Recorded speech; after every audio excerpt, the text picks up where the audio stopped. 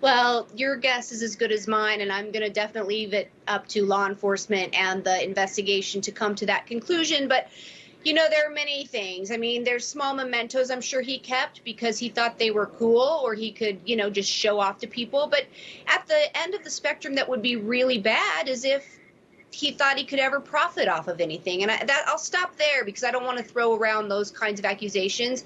Look, Donald Trump is innocent until proven guilty, and we'll wait until the investigation concludes. But I do believe that Merrick Garland didn't do this lightly. I do believe that this was a buttoned up investigation. The fact that he took such strong responsibility for it really made a lot for me, made me really feel a lot better just as a citizen. So I guess we'll just go from there.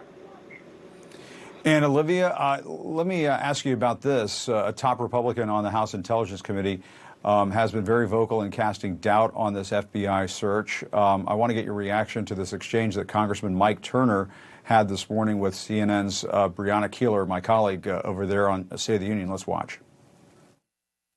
Do you take home documents marked special access? No. And yet you're casting doubt. And quite frankly, I've been in the Oval Office with the president, and I'd be very surprised if he has actual documents that rise to the level of immediate national security threat. These are 2-year-old documents that are in the president's residence. We don't know what's in them. They're not ongoing, certainly now. Yeah, Olivia, the congressman said himself he doesn't know what's in the documents. Nobody really knows what's in these documents. I mean, outside of the FBI, and perhaps some of the Trump circle close to the former president.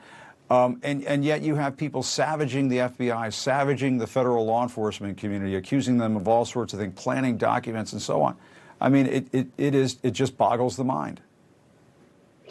Yeah, I watched that interview earlier when it aired today, and I have to tell you, I was disgusted with Congressman Turner, especially given the fact that he's the ranking Republican on the House Intel Committee, and the fact that he would show just complete disregard for intelligence and national security documents. It doesn't matter what's in the documents, Jim. What matters is these documents don't belong down in Mar-a-Lago, where there's a bunch of foreigners going in and out of the place and putting potentially national security information at risk. And so that's neither here nor there. And also, I found it preposterous that he would say, that they're 2 years old. That says a lot about what his knowledge, I guess, must be on the intelligence community, because he should know better and understand that in many situations, intelligence operations take a decade, if not more than a decade, to kind of get into place, and sources and methods take a long time to develop. So I just found the entire interview insane. And these are the type of people that are fueling this kind of dangerous sort of narratives, dangerous rhetoric that's fueling violence, potential for political violence across the country, as we're seeing it, directed at FBI offices today, and what we're seeing in the protests outside of the FBI again, today, and the event that happened earlier this week. Right, and 2 years old, I mean, that puts you smack dab in the middle of Trump's final year in office. It's not like we're talking about the Magna Carta or the U.S. Constitution or something like that. And I have a question for both of you. I know, Olivia, you've spoken about finding misplaced classified documents during your time in the administration. And I'm wondering the same thing of you, Stephanie. I'll go with you first, Olivia. Was there just a carelessness about these kinds of documents that you witnessed? There was, and at times I would see people carrying them around and not storing them properly, or not carrying them properly. For example, in between the West Wing of the White House and the Eisenhower Executive Office building, where you'd see this carried openly. I will say that the proper way was the way that many in the Vice President's office handle it. People would come to me and say, this needs to be stored. He's read it. Please take it back where it belongs. That's exactly the way.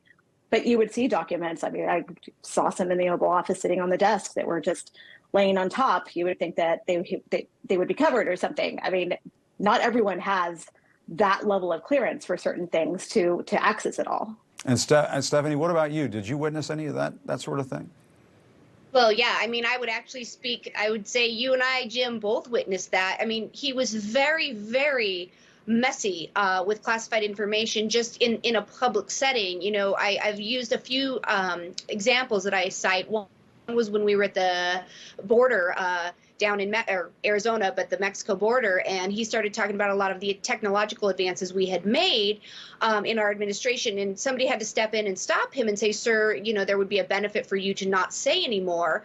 Also, when he made the announcement about the al-Baghdadi raid and his consequential killing, he also started to talk about a lot of things that were highly classified and some tactical military issues that made a lot of people uncomfortable. So we saw him do that throughout our administration, and I think that is something that made it so that we didn't have really a culture of compliance. I think it made it easier for some people, not all, because a lot of people did take it very seriously. I want to be clear about that. But there were a lot of people who, as Olivia said, would, you know, look and say, well, he's not taking it seriously. I don't know if I should. And Stephanie, there's a report about Trump's level of paranoia right now with all these investigations going on. A source close to Trump describing it to Rolling Stone this way: he has asked me and others, do you think our phones are tapped on at least a couple of occasions? Also, according to Rolling Stone, since May, the former president has wondered whether any visiting Republicans or Republicans visiting his clubs could be wearing a wire.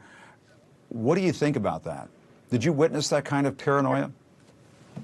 Absolutely. I mean, and Jim, you were a big part of that all the time. But yes, he was always wondering, how did this reporter get this story? Who is leaking?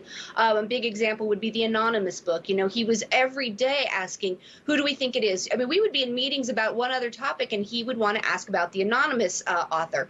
So he was like that in the White House. We were always looking for leakers. I was tasked with that personally many times. Find the leakers, find the leakers.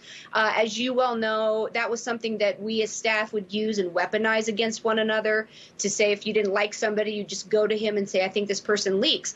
But Donald Trump is a master at blaming others for his own bad behavior. So I think that that's just his way of thinking, right? If you do something bad, you're immediately going to just deflect it on everybody around you. And I think that's what he's doing right now. I don't think he leaked his own wrongdoings here, but he doesn't trust anyone because he knows he cannot be trusted.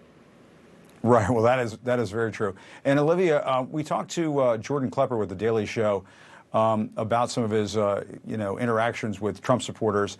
And, I have to show this to you because, I know both of you have been to the rallies, have been at events where there are Trump supporters and very rabid Trump supporters, and some of the outlandish things that are said. Let's watch. Who do you guys see as the current legitimate president? I don't think we currently have one. If we do, maybe hopefully Trump's running behind the scenes, keeping the military on our side. Biden doesn't know what he's doing. He recently just killed the head of Al-Qaeda. I don't believe it. Do you think that's just a made-up news story? Just like bin Laden with Obama. Clarify who's still alive. Bin Laden? JFK Jr. is. JFK Jr. still alive. I mean, Olivia, it's funny we laugh at it, but it does go to these disinformation silos that folks are in, and, on the Trump side of things. Yeah, and it's very extensive. And it is. We are amused by it. But the thing is, there are real world consequences when it comes to it. And the fact that, this is why we're seeing what's happening with people targeting law enforcement. I mean, these narratives get started, they grow legs, and the next thing you know, everyone's against them, and they get concerned that everyone's coming after them. And so this is a cycle, and it's and never ending when you have right-wing pundits repeating it, and also when you have elected leaders repeating it. That's why it's so dangerous, because their supporters follow and are listening to what they say. And Stephanie, I suppose you have no doubt that if Donald Trump gets out there and announces he's running for president and holds these rallies, they're going to be just as big and boisterous and out of control as we saw the last 6 years. Yeah, sadly, and I don't mean to be dramatic, but I think it'll be a lot worse. He's going to run. I think that his ego will be about, not only am I going to run again, but I've gotten away with all of these things, and I will be the Republican nominee. And then if he gets elected, I want to implore people to think for themselves. As your guest, Sam Donaldson, earlier had said, try to think for yourself. Like, I was one of those people. I'm not sure I was to the extreme thinking JFK Jr. was still alive, but I was one of those people who really believed in him. And I think it's okay to still believe in a lot of the policies that he was behind, that our administration implemented. But please just think for yourself. If he gets a second term, there will be no guardrails. Think about who will be his staff. Think about the cabinet. Think about what kind of national security implications will be. It won't just be a revenge tour. That'll be the petty part of him that we're all used to. But he will have no guardrails. And I think that's something for our country to really think about when they're going into the voting booth, if he is in fact the nominee.